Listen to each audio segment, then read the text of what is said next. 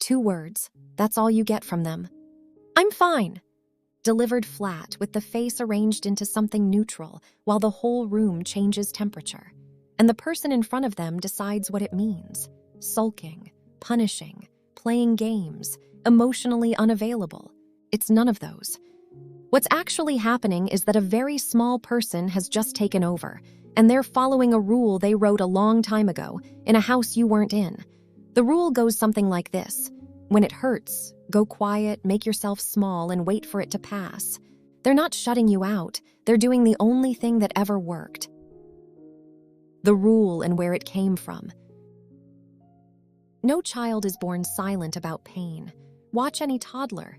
They fall over and the whole street knows. Distress goes straight out of them, loud, with total confidence that somebody will come. That confidence is not permanent. It's a hypothesis. And every time a child expresses pain, the hypothesis gets tested. So think about what happened when you tested it. Maybe crying got you told to stop crying.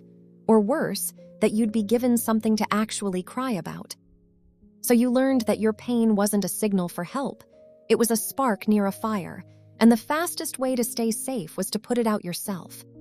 Maybe you were the one who noticed everything.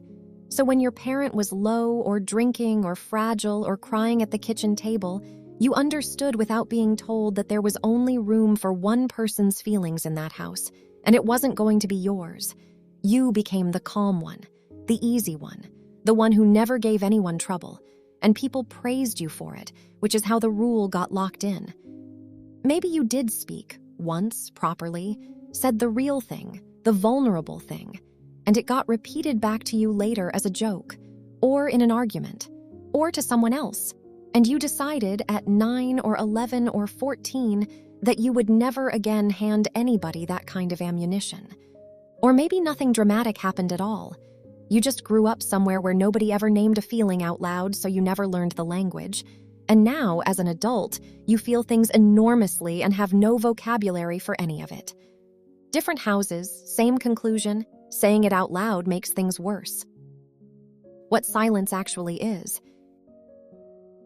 Here's what almost everybody gets wrong, including the people who go quiet. Silence looks like the absence of communication. It isn't. It's a message sent in the only language that was ever safe, and it's not chosen. That's the part that matters. When the hurt lands, there's a moment, half a second, where the words are still there. And then something drops, like a shutter, and they're gone. The throat tightens, the face goes still. Thoughts keep going at full speed, but nothing can get from the inside to the outside. If you've been on the receiving end of this, understand, they are not deciding. Asking them why they won't talk is like asking someone whose leg has gone out from under them why they're not standing up. The mechanism that produces speech has gone offline, on purpose, because a long time ago, that shutdown was the thing that got a child through an unsurvivable evening. And here's the proof it isn't chosen. 3 hours later, or the next morning in the shower or at 2 a.m., the words come. All of them, in perfect order. The exact sentence they needed, fully formed, far too late. That's not someone who had nothing to say.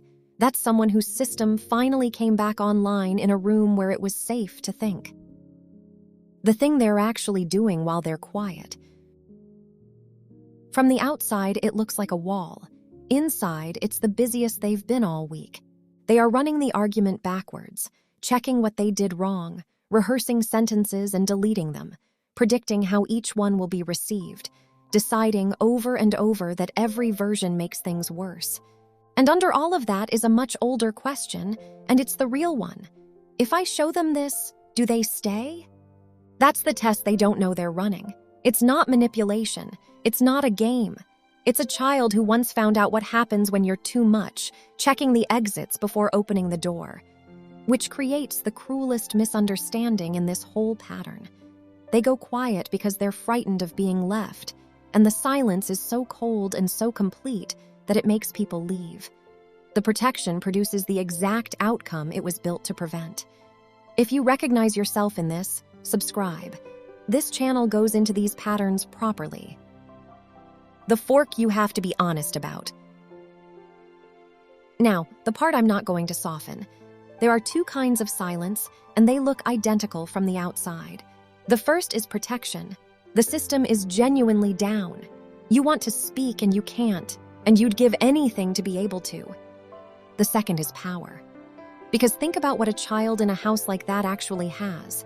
No money, no exit, no authority. They can't win an argument with an adult.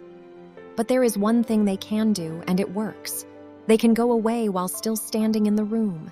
They can withdraw their presence and watch it land. For a powerless kid, that's the only leverage in the building, and it's effective, so some part of you learned to use it. So the question worth sitting with is this: when you go quiet, is it because you can't find the words? Or is a small part of you noticing that they're uncomfortable and finding that quietly satisfying? If it's the second, that's not a character defect either. That's a child who found the one lever they could pull. But you're the adult now, and you have other options that they never had. And using the lever anyway is the point where protection turns into something that costs you the relationship. Most people's silence is a mix of both. Knowing which is most of the work. What actually helps if you're the quiet one? Forget communicate better.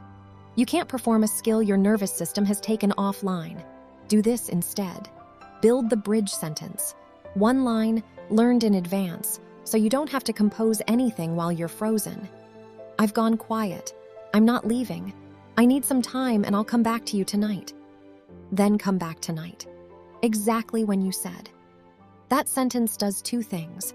It tells them you haven't withdrawn love, and it tells the child inside you that leaving the conversation isn't the same as losing the person. Then go and ask the kid what they think will happen. In the quiet, instead of running the argument, ask yourself, if I said the true thing right now, what am I afraid of? You'll get an answer, and it will usually be old. They'll use it later. They'll go cold. It'll turn into a huge thing. That's a prediction made from evidence collected before you were 12. Notice the date on it. Then say one small, true sentence. Not the speech, not the full articulation. One line. That hurt more than I let on. The point isn't to resolve anything. The point is to gather new evidence that you can say a true thing and the room doesn't end. And if you love someone like this, stop following them. Every question you add is more current into a system that's already tripped. Say some version of, I can see you've hit your limit. I'm not going anywhere. I'll be in the other room whenever you're ready. Then actually go, and actually stay calm. That combination, space plus presence, is the exact thing that child never got. Everyone in their life either pushed or left. Being the first person who does neither is worth more than any conversation you could force. The point. Your silence was intelligent. A small person in a situation with no good options worked out how to stay safe, and it worked. You're here. But it was built for a house you don't live in anymore, by someone who had no power and no exits and no one coming. You have all three now. You don't owe anyone a perfect speech. You owe that kid something simpler, a witness, someone who finally hears the thing they've been holding since they were 7, even if the first person to hear it is you. Tell me in the comments, what happened the last time you tried to say it as a kid? That answer is usually the whole story. And if you want to understand what that same silence has been quietly doing to the way you love people, watch the next one.